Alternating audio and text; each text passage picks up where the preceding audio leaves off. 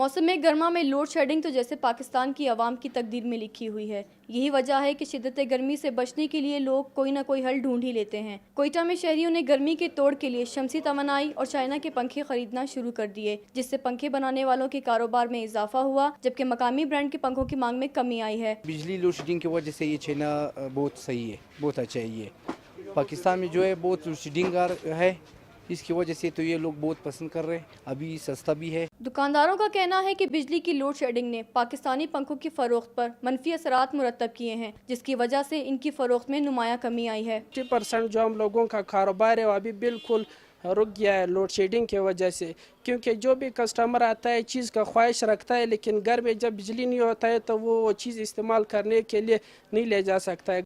शहरियों का कहना है कि बिजली की तवील और गैर एलानिया लोड शेडिंग जहां मुख्तलिफ शोबों को नुकसान पहुंचा रही है, वहीं पाकिस्तानी पंखों की सनत भी बुरी तरह मुतासिर हो रही है।